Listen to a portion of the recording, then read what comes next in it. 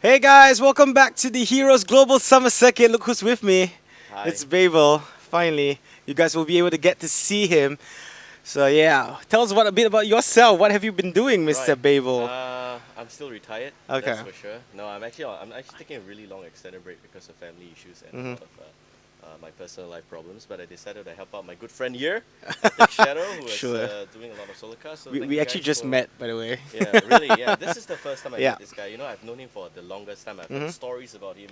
None of them good, but this is the first time I've got to see him in None of them person. good. Yeah, none of them good. But Okay, that's interesting. what's good is that I at least you're better in person than what I heard. Okay. Yeah. I need to hear these stories later from you Yeah, then. This is sure, the first sure, I'm hearing of sure. them. But yeah, we are going into the next game, which is going to be Relics versus GDG9. Really looking forward to this. This is going to be the winners bracket final.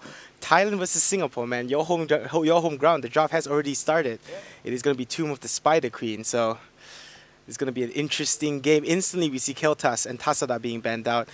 Just Tasada has been such an annoying hero throughout the entire series so far. Hey, I have to be honest with you that I haven't really been following anything because I'm on break. So insights wise, I'm gonna leave it up to you. But the key thing here to note is that this season has been a lot more Mhm. exciting, simply because last season in spring Malaysia kind of had a very nice early weekend off. Like day Correct, two, correct. no action at all. Yes, no one from day two. Very proud that this weekend they actually made it to day two at least. That's a huge achievement on their part. Yeah. Saboon doing a great job. Of course, they just got eliminated. We're now talking about actually versus Thai. Mhm. This, in case you guys don't know, GDG9 is a bit of a mixture of the old Play 10 team. They have Okay. Lauda, they have they also have, I think, Super Mao and also a Bruzy. This is the strongest team from Thailand, Okay. and they actually They've- put up a very good fight Okay. against some of the other teams as well. They are actually kind of trained up by Resurgence because they've been screaming partners for the longest time Yeah. possible. Relics, the scream partner, is actually in the lower bracket. That's Renovasho. Correct. I've actually heard this. I heard that GDG9 has been screaming against Resurgence quite a bit, and actually GDG9 has been taking a lot of games off Resurgence Uh, during those scrims. In the beginning phase, RSG has been winning them Okay. until I actually, gave them strategies like KT Tirana. They're bound to pick it up anyway, but they Ah. picked it up at the end, and I think that they are a very much polished team now. RSG, unfortunately for this tournament, couldn't play the main roster. Okay. But GDG9, they look really strong, and I think they're very confident going into this particular game here against Relics. Relics, just in case you guys don't know, they're made up of the core Triumvirate, which Yep. is Zay's Mer Trinity, the Yep. unholy trinity, all three of them. I think we've known Trinity for quite a long time. Yes, Like yes. personally, I've known him since the Hon days as Yes, well. yes, When me back too. when I was casting that time. So I've known Trinity for a while. I think he's just overall a really cool gamer, a really cool person in real life as well. Yeah. Get along with him quite well. But you yourself, you seem to know a lot about Resurgence as well. I think you've taken a step back from casting, Yeah, I have. but you haven't really taken a step back from the esports of Heroes. You mind Well- like telling the players, the viewers, like a bit about what you've been True, true. doing? I don't have the time to cast, but I think I've got a lot of passion for the game still. Mhm. So they're my friends Yep. first and foremost. I always listen to these rumors and all. But for this draft, I mean, they spread through it while we were talking about useless stuff. But we got first pick and ban already decided. GDG9, of course, with his first pick, Relics with the Tomb of the Spider Queen. This is a battleground that Relics is very confident Mhm. to play in. You could see that they always run Lunara in this battleground. Yes. That's one key sign. ETC now being played by Bun Bun. Yeah. Like, astonishing performance yesterday. 5-man mosh pit. Correct. That's what we want to see again. Greymane, however, is a bit of a tricky pick for Relics because I know that they have struggled a lot with Greymane. Really? In their screams. Okay. I'm not sure if that has been fixed, but it seems like they used to put Zs on Greymane. Correct, yes. That did not work out. Now I think it will actually be Zays playing the Greymane. Okay, so not Zessen anymore. Yeah, it really remains to be seen here. It really depends on what Mer's going to play as support. They did a lot of last minute rotations with the hero roles. Mer used to be the warrior player, but I think he decided to fill for support because Bun Bun's support, I think the pool of heroes that he could play was not as much. He couldn't play Morales or Yep. something like that. I've no info on that. Anyway, so Zagara getting picked up here. This is actually very good. Zagara is awesome in Toon because Correct. she wins lanes. Yes. It's as simple as that. On the side of GDG9, you got that Li Ming Muradin. This is something that actually stacks up as a very good combo. A good startup from Muradin, Li Ming to follow up. Rhaegar is a necessary second support. We've seen games where a solo secondary support like Tessida Yes. get picked up and they are just going to flop. Correct. So Tyrande, Rhaegar here do really just have got a lot of sustain. GDG9 is going to play this slow. Relics, they used to win against Renovasho with 2 support, but right now they can only play 1. Yep. So I've got no idea how they're gonna really roll out one support against GDG9 in this kind of meta. GDG9 with the last figure probably is gonna be another utility hero. I think they may be thinking of a melee brawler. With the fact they've got Rhaegar to run it, but the fact that Li Ming is also kind of far in the back line, it will have to be a range damage dealer. Raynor, we've actually seen him run this exact same draft against RHG yesterday. Really good performance. All they need to do is just to keep that Raynor and Li Ming alive. Raynor just so much damage against the frontliners, etc. RHG's mistake in the draft was picking up Tyrael as well as the I think it was a Sonya, both of which could not reach the backline due to double shrink ray on Rhaegar and Tyrande. So Raynor just did a lot of work with the right-click damage. Now for Relics, though, they're not going to make the mistake. You look at this lineup, they're actually looking for a bit of a range poke. But this is a bit fearful for me. The direct answer to GDG9's lineup here is just to go in for the Raynor, take him out. It's an instant burst. But Relics is looking for sustain. Correct. So they're both going to take it slow. They're going to wait for the Mortal either hit or waiting for Muradin to set up the fight. And then Morales is going to be there to heal Relics up. But on this side, you got 2 support. That is going to be a very big advantage for GDG9. And overall, remember that it is going to be up to Relics to jump on GDG9 because they can take it really, really slow with 2 support. And the Raynor Leeming. Raynor is the least mobile hero there. So the team literally cannot go forward. They have to hold their ground. Relics has to be the one that wants to jump into engage. If not, they would start losing ground. And it really has to be a bit of a mix of that burst from Greymane, etc. At least what they do have compared to what RSG drafted was a lot of crowd control in the form of that Mosh Pit, in the form of that Devouring Maw. Both of them, those skills will really help Relics out against this draft. So I'm excited to see how this is going to work. Who do you think won the draft?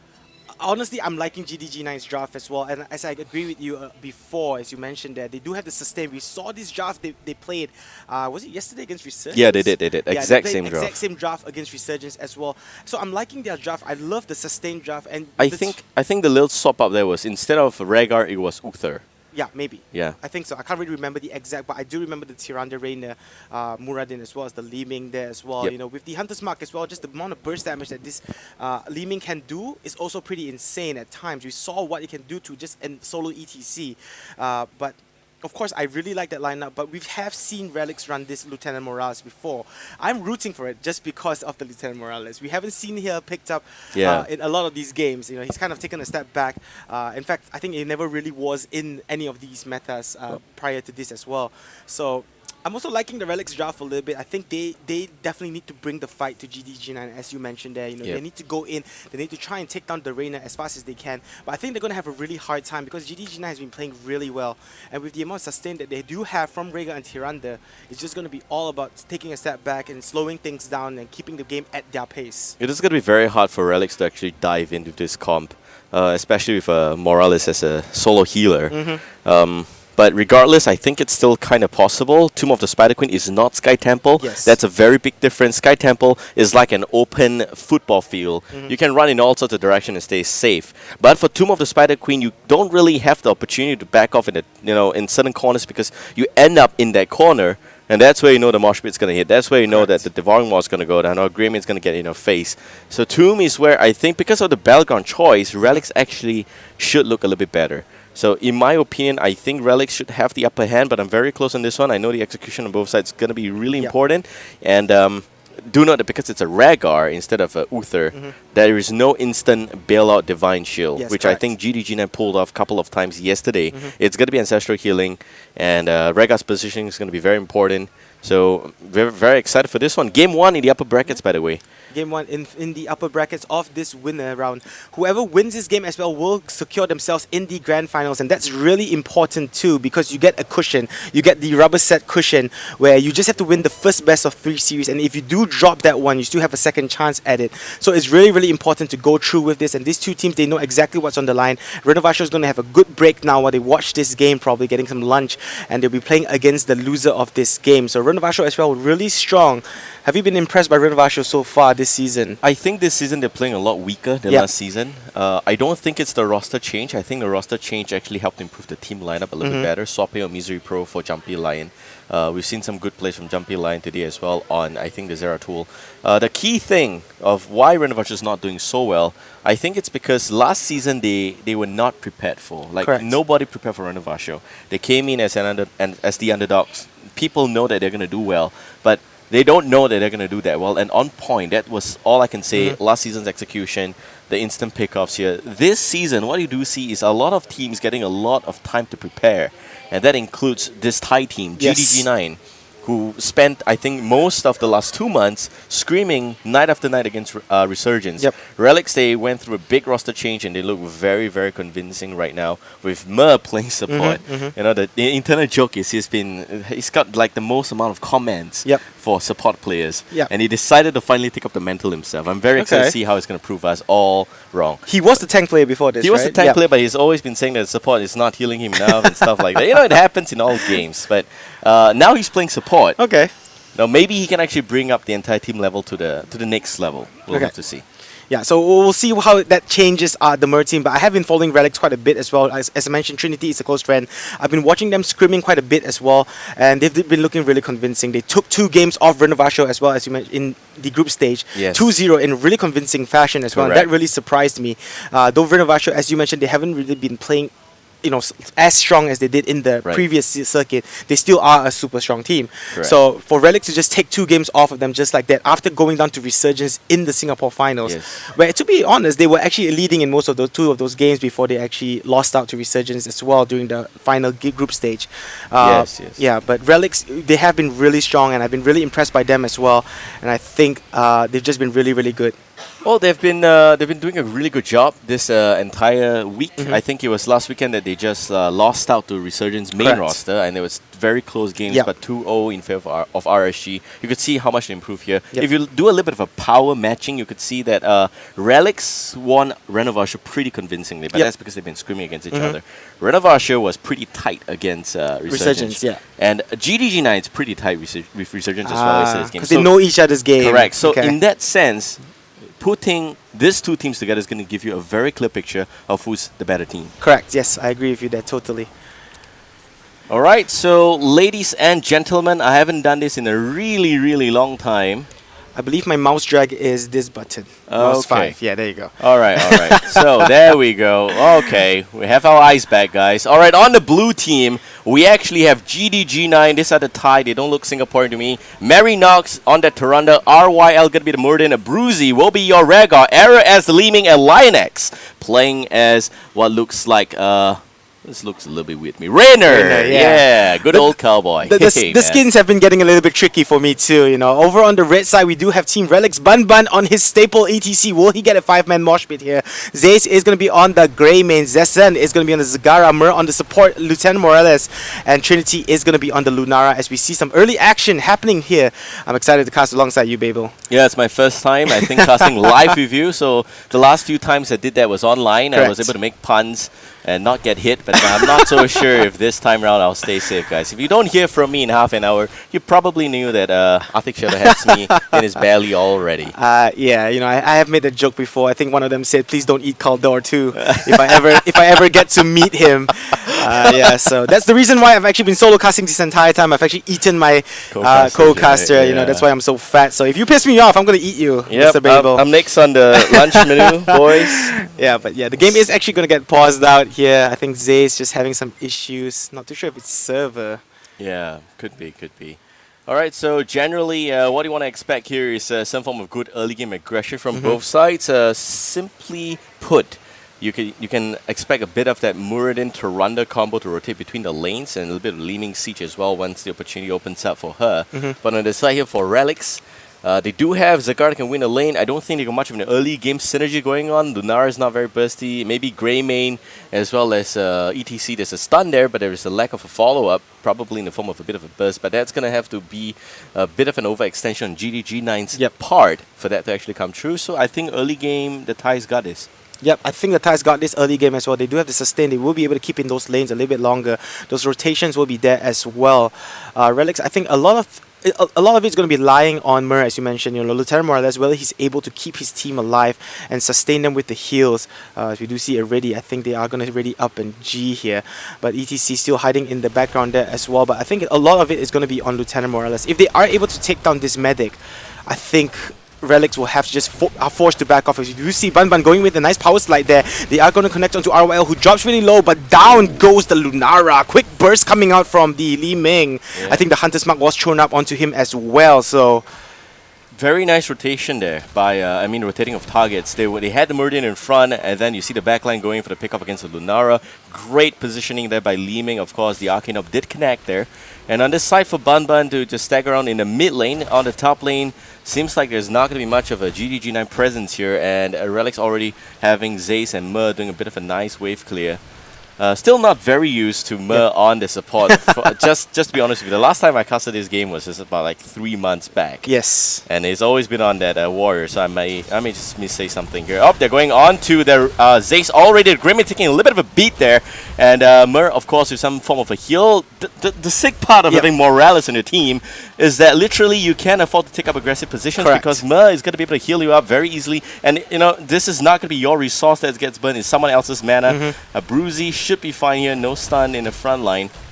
So, yep, Rhaegar's going to be okay. Yep, and this is why I say that Mer is the hero to look for in those team clashes, because you're able to go up front. Greymane is able to play really ballsy. He's able to dive in deep because that Lieutenant Morales, if he's there, as we do see a stun, a rotation now, a stun connecting onto Bun. He will be able to power slide away. He's going to get healed up by the Morales as well, and he will be fine. But as mentioned, and this is the reason why you can play so aggressively, as you can see ETC so up front in that front line, because he knows that Morales is nearby. And Mer's positioning has just been on point so far. We saw him in one of the earlier games, I think yesterday. I saw them pick up Lieutenant Morales as well, and they won that game really convincingly. And I actually thought I gave the draft to the other team because I think the Morales just wasn't going to do enough. But this time around, you can see his positioning, the way he's actually helping his team, and Trinity pushing forward. Look at the amount of damage Leona X is taking. Thankfully for them, they do have double supports to keep them with the sustain, as you can see here as well. But right now, Relics are doing a really good job despite the first blood kill going in favor of GDG9. Great comms there by the mid laner from GDG9, keeping Rhaegar safe. That was an instant report, and Rhaegar just walked away. Very, very good communication already on the Thai team, and I think it's important that they continue to call the lanes missing. But you can also see Zagar's presence here in the bottom lane, already spreading the Crypt Humor and just doing a great job pushing a lane here. They got that wall down to below 50%. That's going to help a lot when the Web Weavers eventually come down. In terms of the gem count, Relics, they have a tendency to hold on to those gems. Yep. It's always been the case. Triple back-to-back turn-in. That's their favorite signature move on Tomb. So I don't know if that's going to be possible still in this kind of a lineup. I think it's actually very smart to have Morales in this lineup here for Relics. Because you know that that's a Rainer on that side. They're not going to be able to die far. They don't have the damage. If they do, they're already out of position. So Morales can actually afford to play it a little bit aggressively in that sense, seeing how immobile on the side of GDG9 the heroes are. Yep. So far, seeing how the way the GDG9 has been playing, do you get to see like a sort of a mirror, an impression of Resurgence in their team, considering they have been scrimming against Resurgence so much here? I know RSG was the team that introduced Illidan to this team. Also introduced Kilthas to Runda. But apart from that, actually missed an action. Zagar getting picked up in the bottom lane there. Some good rotations come from GDG9. But I don't see, to answer your question, I don't see really a mirror draft. What I do see is, in fact, GDG9 developing their own style here.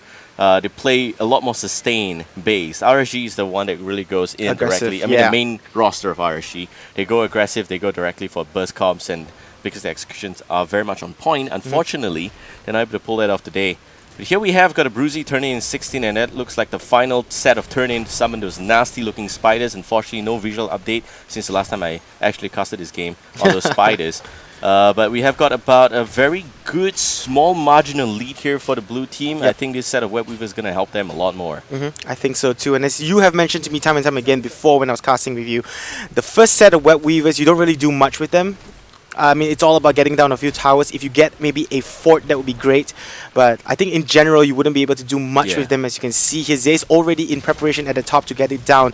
The rest of the red team, though, they are going to rotate towards his mid. RYL will get a stun off into the Bun. Will get a power slide away, and he's going to be back to safety. But the blue side will be able to take down these towers. Will they even go in and push for the fort, though?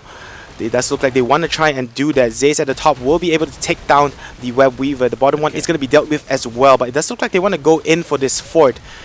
Or maybe not here. Yeah, this is the thing. So the first set of Web Weavers, you're looking to take down those frontline structures. I think that's what I said last time. Correct. And if you can get a fort, that's a good extra bonus here. But Trinity already setting up some form of defense. The good thing of having Zagar, you could see, is that Zagar was able to clear out the bottom Web Weaver by herself. Yep. So because of that, she doesn't need any backup. The rest of the team can push her for some form of good defense in the mid lane. They end up losing a lot of HP on this fort, which is 100% credit due to GDG9, but it's not good enough. Yep. Because they were not able to take down any of those frontline structures on both the top and bottom lane. Correct. So now it's only one lane pushed in, very easy to defend. In general, still a pretty, 51 marks on that first set of Web Weaver. Hold that thought of the stun connecting onto the ETC. Bun pulling back with those buns. Oh my god, I've been waiting all day to say that. RYL pulling back also.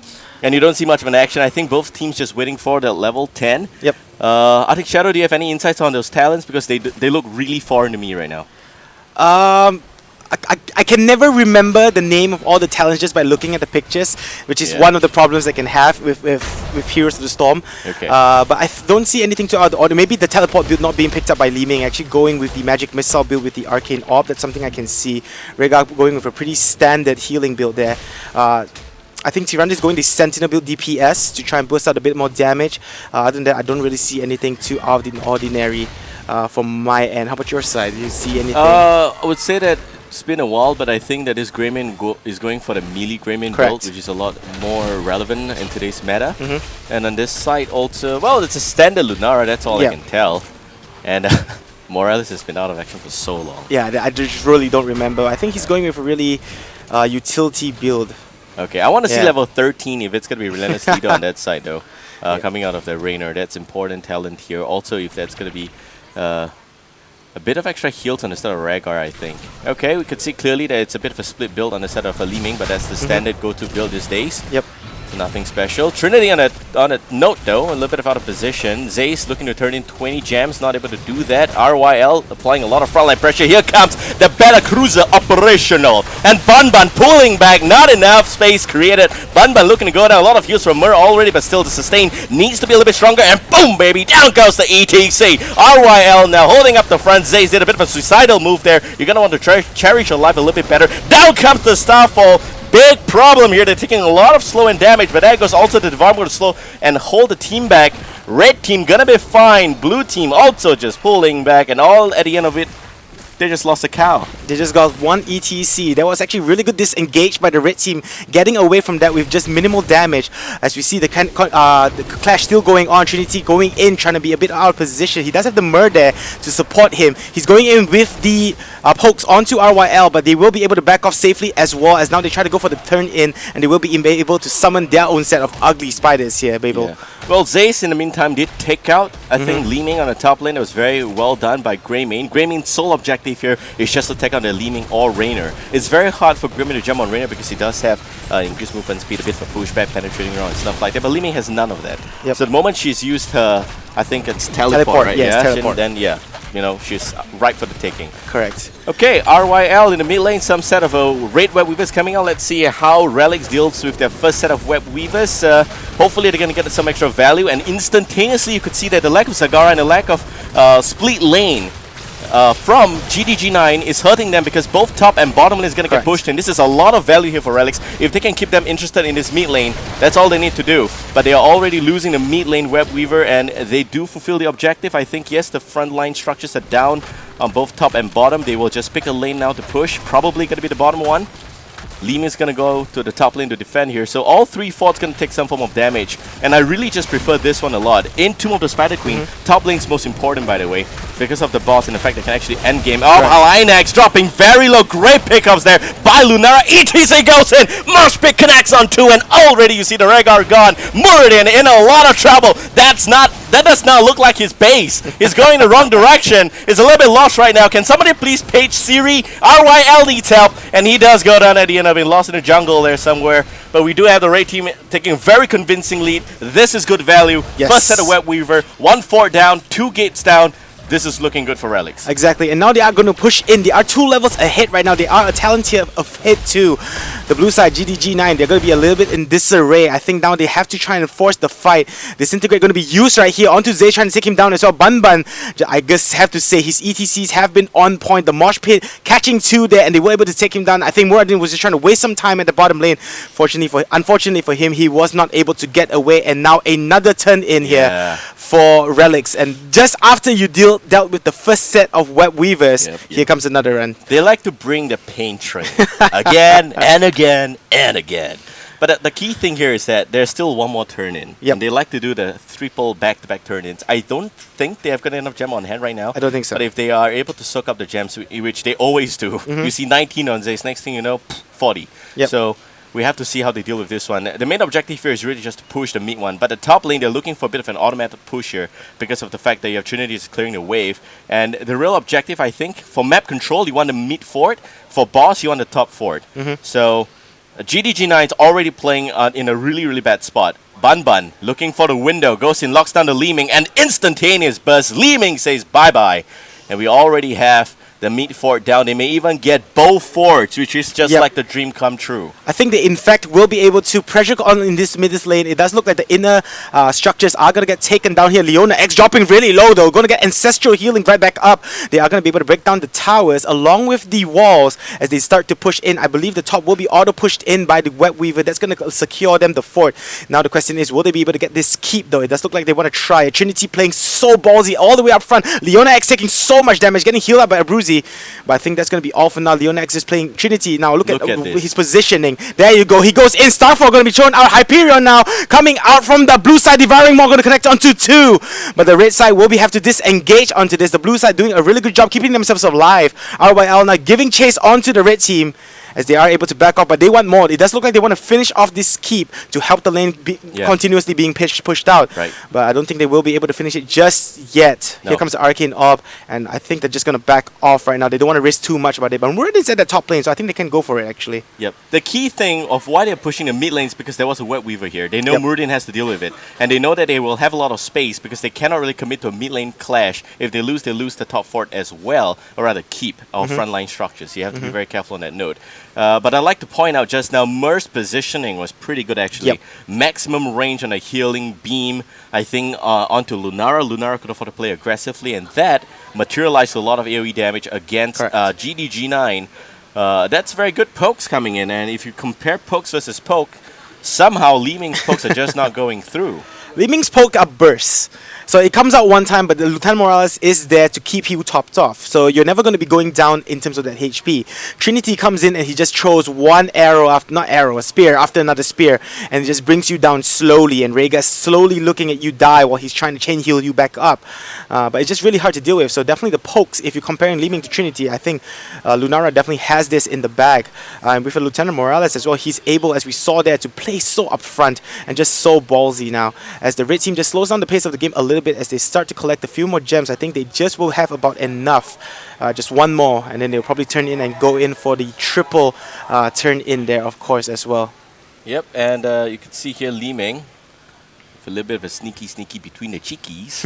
Zace not in a good spot. The Lunar Flare does not collect. Down comes the Starfall. A little bit of slow there. Zace still dropping. RYL with a stun. Instant cleanse from Mur, and it looks like Zace is gonna be okay. But Trinity with the flang and error now taking so much damage. You can see a lot of extra DOT going on against the team. Lunar Flare does go down, but it's not gonna be enough. We still have the medic behind. Somebody pitch for Doctor, and Mur is right there. Yeah, exactly. This is the strength of that Lieutenant Morales. Mur has been doing a really good job. His positioning is always at the back lines. He's supporting his team and keeping them topped off. Look at this. After all those skills being thrown out, all those ultis, you know, Disintegrate being used, everything, Lunar Flare, Hunter's Mark, the red team still very much topped off, and now they can go for the boss. This is a little bit risky though. RYL knows exactly what they're trying to do here. Trying to maybe set something up. He's going to take away those creep tumors as well, but the red team, they're just trying to bait this out a little bit. They want to drag this fight out a little bit more, and they're trying to make GDG9 make those mistakes. They are a talent here ahead right now. Bun with a quick power slide away. And they will, in fact, have enough for the turn-in, but it doesn't look like they want to risk the boss here. Yeah, I think, Shadow, you're completely correct on that note. They are one level up, which means that they want to take a fight right now. It's in their favor. They turn in the gems once more, and this is the third set of Web Weaver. You know, again and again and again, the third time. No Web Weavers in between here for GGNet. They lost absolute map presence. They just have to play this slow. The key thing to note is that they're going to have to get a level 16 talent here first, and then try and deal with this composition. On the set of Raynor, I don't think he went for Relentless Leader. No, I don't think so. Yeah. Seems like it's not much of a priority to try and play up against the ETC, but we'll see how that works out at the end. Here comes a set of Web Weavers, and the Raid ones already on the top lane spawning. Gate's gonna go down pretty fast. Bun doing a bit of a work there. Lion Axe with a bit of those peels going out. The purple Kamehameha still connecting onto the Ford. Bit of a damage there. It actually is pretty painful. The glass cannon actually being picked up by Li Ming, so she's really squishy. She has to, really watch her position there, not to get poked down. So I think this is going to be a bit dangerous, but the keep is in fact going to drop nonetheless to the red side. They won't be able to put up much of a defense there. The totem going to be used to slow down. Medic now using the medevac as they look to move towards that bottom lane. In fact, they will be able to. So a 5-man medevac to the bottom, and they will be able to take out all the lanes of keeps. This is looking really troublesome for GDG9 as it does look like they want to go in right now. RYL coming in with the stun onto Bun. Disintegrate. Going to connect him to 2. Bun dropping really low as well. The Starfall doing quite a bit of damage. But again, Mur positioning on point. Will be able to heal them up and they will get out of there safely, taking down all 3 lanes of keeps. But yep, they don't have enough burst. They've got the main plan for GDG9 in post level 10 is just to throw out the Hyperion, throw out the Starfall, some form of slows there, and generally just do a lot of damage. Oh, RYL pops the Avatar instantaneously, but can barely take this beating. Here comes the Hyperion once again, and you already see the disengage. This is just a fantastic trade. They waste the Ancestral, they waste the Hyperion, and they don't get any value out of it. On this side, Bun goes in with a nice power slide. RYL in a bit of a tight spot. There goes the Arcane Flare, does connect very beautifully, and Trinity is still going in with a triple slow connecting onto the back line. Lion X in a bit of a trouble there. They're just out-sustaining GDG9.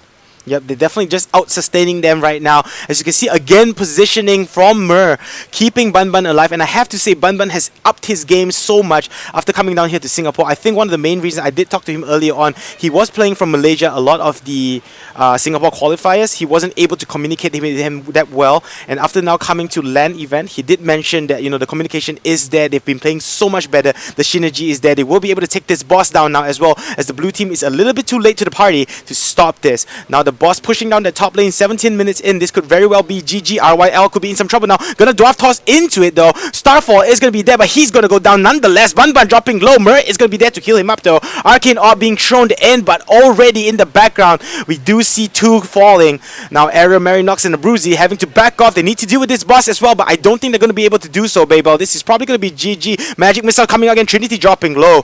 Mur will be there to safeguard him yet again and keep him alive, but the boss is knocking away at that core. And Babel, I think it's going to be GG. Yep, I think it's game here. Error, there's nothing can do. The error was the game and in general. But here we have the core going down, already calling GG Marinox. It's confirmed. The Maul for show. And the core goes down. Relics takes game number 1. Yep, that was a really convincing game by Relics. They had it from start to end. I do believe we have a replay. So Babel, take us through what happened in that last clash. Oh, this looks painful. I think that's the only feeling. RYL was out of position the whole time, and he was forced, I think, again to try and run out of position. He was trying to zone in the backline, but Muradin going down means that the backline is completely accessible. Raynor dropping to Greymane is 100% true because he also used his penetrating round and couldn't do anything against that Greymane.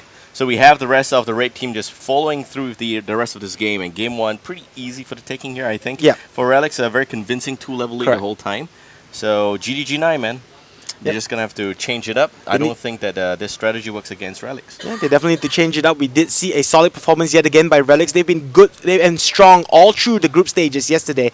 They come into this winner's bracket, refreshed and having a huge break before this. They came actually arrived at about 12, so it's been about 3 hours before their first game. They've been just QMing over there.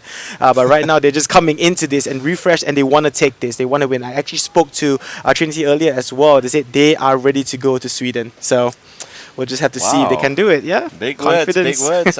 Pretty sure that GDG9 and Renovasha's got something to say to that, but we're going for a really long break. Yeah, we're going for a long break this time, guy. No more short break. Yeah, because every break is long anyway. So we'll be going for a break and we'll be back again, not shortly. Yeah, not shortly, longly. Trouble, but Linux goes and spins in his face. That ballerina is painful. Diablo goes down first. Linux gets punished for going in too deep. A lot of double support going in. You can see already the effectiveness of it. Marinox dropping, and already you can see the Tirana is gone. Great hook on the other Bruzy all the way to Beijing.